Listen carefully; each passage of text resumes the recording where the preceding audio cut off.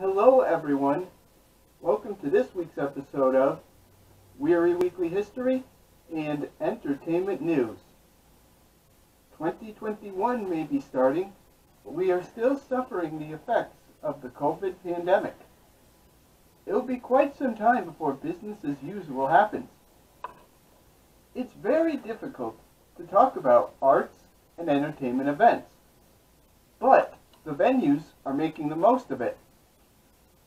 So on this week's episode, I'll be giving updates as to what the county and state of Massachusetts are doing in these very difficult times.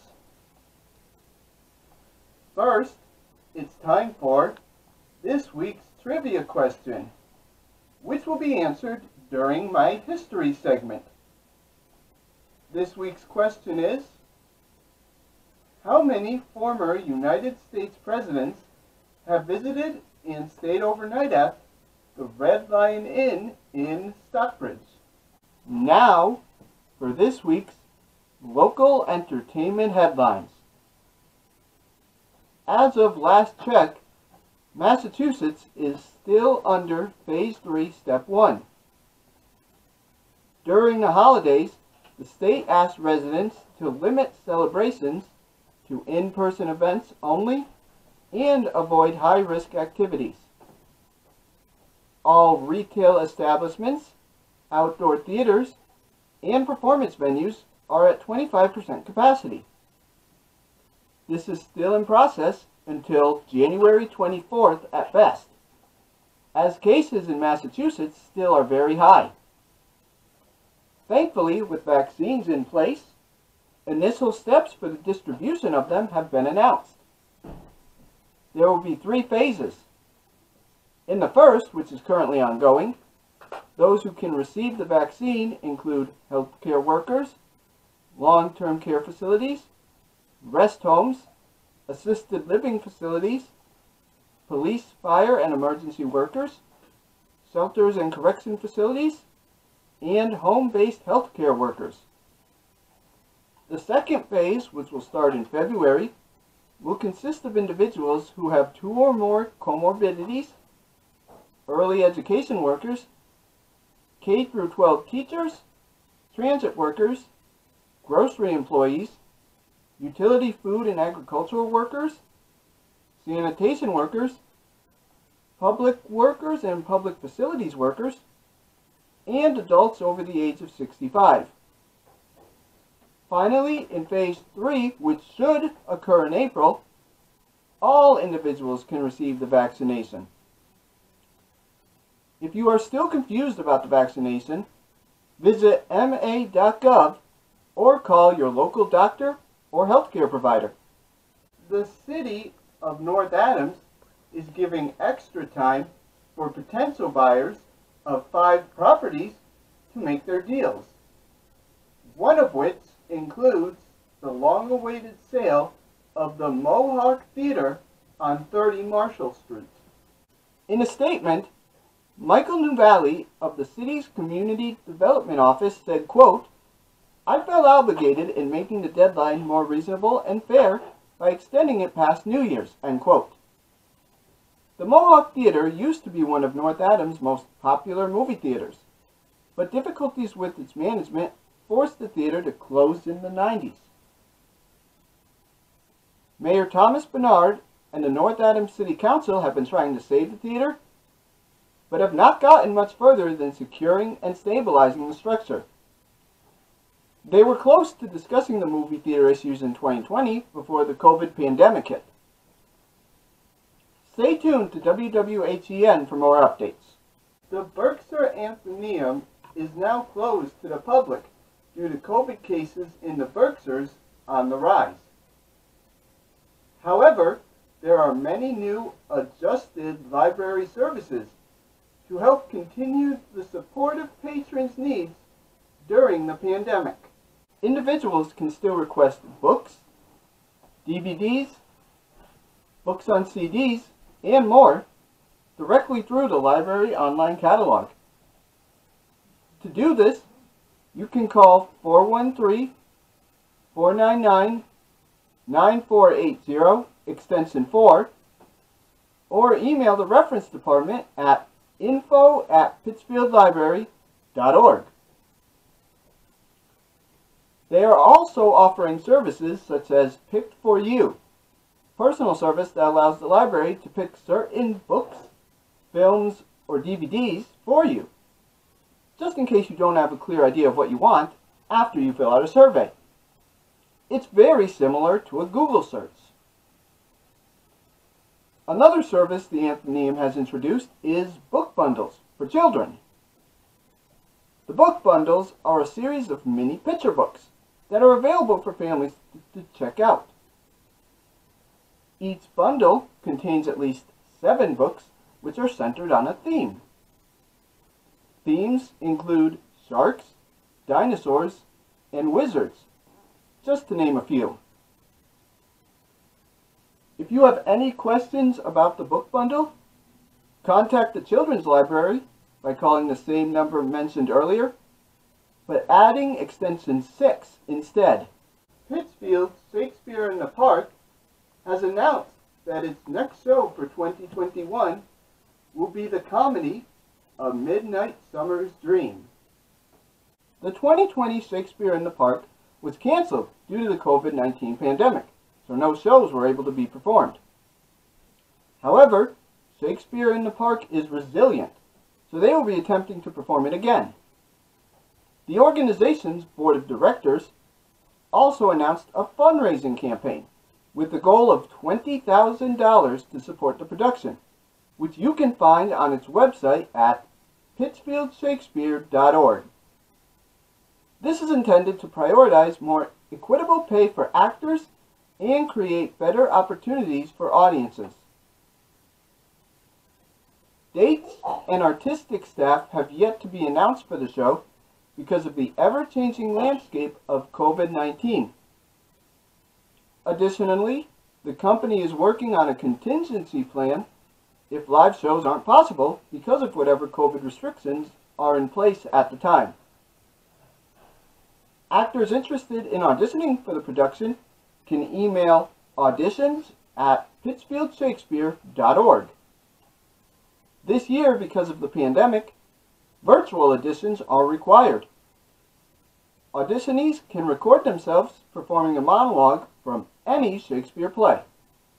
14 Berkshire County cultural nonprofits who were affected by COVID-19 received much-needed financial assistance from the Massachusetts Cultural Council. Combined, these businesses received $864,700 in fundraising. Here is a list of who received what. 5 businesses received the maximum grant of $100,000. They were the Berkshire Theatre Group Festival in Pittsfield, the Wehry Performing Arts Center, the Massachusetts Museum of Contemporary Art, Shakespeare and Company, and the Williamstown Theatre Festival. Others included the Berkshire Opera Festival in Great Barrington received $79,000. Images Cinema in Williamstown received $67,000. Close Encounters with Music in Great Barrington received $57,000. Wham Theatre in Lenox received $54,000. The Berkshire Music School in Pittsfield received $50,000. Berkshire Film and Media Collaborative in Pittsfield received $16,500. And the West Stockbridge Historical Society received $15,000. According to the Massachusetts Cultural Commission, nonprofit organizations across the state have reported an estimated $84 million in losses. So these grants should help the businesses get back on their feet in 2021. The Bousquet ski area is undergoing a major makeover in 2021. Milltown Capital recently invested in the historic Pittsfield ski area, but a lack of snow and the pandemic forced alterations for their plans. One of the major changes will be the usage of the ski lodge. It will not be operational for skiers and snowboarders to kick back in between rides. Instead, a long, unused open-air structure will be the place skiers and snowboarders will wait at. In addition, food and monetary transactions will all take place through rebuilt windows, which are all COVID compliant. Most notably, however, the water slides are down permanently. The reason for this is because the new owners want to transform Bousquet into more of a ski resort than a summer and winter resort. According to new general manager Kerry Holland, quote, "We're first and foremost focused on the skiers. That's the target," end quote. Bousquet is currently open, but there are many restrictions in place. Reservations are required, and you must schedule either 4 or 8 hour long block visits. Ticket prices vary depending on the block scheduled and can be purchased online at bousquetmountain.com/tickets. Masks are required at all times. There are hand sanitizing stations set up throughout the resort, and guests are encouraged to follow a ski and leave policy, which means no socializing after your allotted time of skiing. Lastly, lift capacity is limited to 1 single on a double chair and 2 singles on a triple chair. If you have any questions, visit the website shown here for more information. While many movie theaters in Berkshire County remain closed going into 2021, RT's Favorite Films is sure to help out your movie theater blues. Our film on this episode is Ma, a horror/psychological thriller movie directed by Tate Taylor and produced by Blumhouse Studios, which has been referenced quite a few times here on WWHEN. Ma involves the title character, who is being convinced by a group of adolescents to buy them alcohol. She offers them the opportunity of drinking in her basement, but she also lays down several house rules. One person has to stay sober, they cannot go upstairs, they aren't allowed to curse, and they must always refer to her as Ma. Naturally, the film takes a drastic turn when Ma begins to express more sinister intentions. This movie only had a budget of $5 million, which is keeping in norm with Blumhouse Productions. They give directors complete freedom for their movies, provided they keep their budgets low. Ma earned $45 million domestically, 9 times its budget. So why do I love Ma? It's the performance of Octavia Spencer that sells it. She is generally on the good side in many of her movies. This is one of Spencer's rare roles that allows her to play the villain, and she excels at it. Also, this movie builds like the best horror movies do. The scares aren't constant, which is a good thing, but when they come, they are absolutely terrifying, and I mean that as a compliment. Ma also makes excellent usage of the sympathetic villain. While not spoiling anything, by the end of this movie, we feel extremely bad about the life that Ma went through. Finally, I thought this movie portrayed post-traumatic stress disorder, or PTSD, very well. In fact, while I was in college, I wrote an essay titled Mental Illness and Ma, which went into further detail on Ma's unwell state. You can currently find Ma streaming on Hulu and on demand on YouTube's website. It's now time for this week's history portion of WWHEN. Today, we'll be visiting the small but charming town of Stockbridge. It may not be as big of a town as others I've talked about on WWHEN, but it has some unique history aspects of its own. Located to the southwest of Lenox and the west of Lee, it has a population of just under 2,000 people. although in the mid-19th century, that population increased, for reasons I'll be discussing later in this segment. First, however, a discussion on how Stockbridge was founded. In 1734, English missionaries established a praying town for a Mohican Native American tribe in western Massachusetts. These towns were used to convert local Native American tribes into Christianity. Stockbridge was officially incorporated into a town on June 22, 1739, and is named after a small town/civic parish in Hampshire, New England, which is shown here. Stockbridge struggled throughout the 18th and early 19th centuries, as a lack of rail transportation to the town proved costly. When the railroad arrived in Stockbridge in 1850, population increased significantly. Many people from the Boston area used the small town of Stockbridge as a summer resort to get away from the city, much like Lenox did. In addition, Stockbridge built many different houses and mansions. As I stated on my Lenox history episode, Stockbridge became known as a Berkshire cottage area because it gave the opportunity for Stockbridge natives to show off their wealth. World War I and the implementation of the income tax halted the Berkshire cottages, but, like Lenox, Stockbridge became known as a literary and art haven. For instance, author Catherine Maria Sedgwick, best known for her novel Hope Leslie, was born here. Other literary and artistic figures who have ties to the area include William Gibson, who wrote the play The Miracle Worker, film critic Gene Shalit, singer and songwriter Arlo Guthrie, son of the iconic Woody Guthrie, and writer of the famed Alice's Restaurant song, and journalist/female lit writer Joan Kennedy Taylor.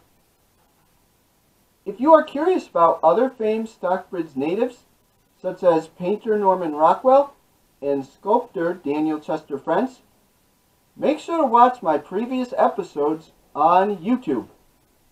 Stockbridge's educational history is extremely complicated. In 1793, Stockbridge's first schoolhouse was opened. It was an elementary school, and today it serves as the town offices. Williams High School, which is not to be confused with Williams Elementary School in Pittsfield or Williams College in Williamstown, served as the main high school in Stockbridge for over 100 years. However, it faced issues with regionalization. Regionalization is designed to create economies of scale for rural communities faced with increased costs in maintaining their schools. In 1956, Stockbridge began discussions with Lenox, Lee, and Great Barrington about regionalizing. The deals with Lenox and Lee fell through, and the next few years brought major tension, as voters in Stockbridge could not decide on consolidation. In September 1963, Stockbridge voters overwhelmingly decided to build a new location for Williams High School. A site was established and the town was ready to build the new location. Unfortunately, efforts to maintain a high school in Stockbridge ended when the state of Massachusetts refused to provide the necessary funds to support the effort. Stockbridge and Great Barrington then approved a plan to enter a consolidated district called the Berkshire Hills Regional School District. This remains in place today. Williams High School and Searles High School in Great Barrington merged into one school, known as Monument Mountain High School. I'll be talking more about the history of the Great Barrington education history in a future episode. Many different businesses have made their impact in Stockbridge. One of them was Country Curtains. Country Curtains opened in 1959 by John and Jane Fitzpatrick, who also worked at the Red Lion's Inn, which I'll be discussing shortly. For years, Country Curtains was one of the most popular places to shop in Stockbridge and all of Berkshire County. It was the first mail-order curtain company established in the United States and remained popular to shop at for over 4 decades. Country Curtains became so big, it eventually expanded to many different locations in Massachusetts, New Hampshire, New York, New Jersey, and even states far away from Massachusetts, such as, of all places, Illinois and South Carolina. Unfortunately, the rise in online shopping sites, such as Amazon and eBay, marked the end for Country Curtains. It closed in 2017. Another famous location in Stockbridge is the Red Lion Inn. This, according to its website, quote, is an iconic landmark whose warmth and character expresses timeless tradition, while its vibrant personality brings the best of the Berkshires to life, end quote. It is a hotel/guest house with an extensive menu and tavern, and many different beers and wines are available. Silas Pepoon established a small tavern in the corner in 1773, under the sign of the Red Lion. It was a welcome stop for stagecoaches traveling the dusty roads between Albany and Boston. Throughout the colonial years and the early days of the United States, the inn participated fully in the busy life of a remote community. In 1896, it was destroyed by fire, but by the next year it was fully up and running again. In 1968, the inn was in danger of being sold and destroyed, but the previously mentioned Fitzpatricks helped save the Red Lion Inn, and it has remained there ever since. The Red Lion Inn also provides the answer to this week's trivia question. As a reminder, this week's question was, how many former United States presidents have visited and stayed overnight at the Red Lion Inn in Stockbridge? The answer is 5. The presidents were, in order, Grover Cleveland, William McKinley, Theodore Roosevelt, Calvin Coolidge, and Franklin Roosevelt. That ends this week's episode of Wehry Weekly History and Entertainment News. You can watch this week's episode on channel 1301 of PCTV, CTSB TC, and NBC TC. Air times on all 3 of these networks vary. Visit the websites shown here for more information. Also, if you would like to see the episodes in HD quality, make sure to check out my YouTube page at RT Wehry. Thank you.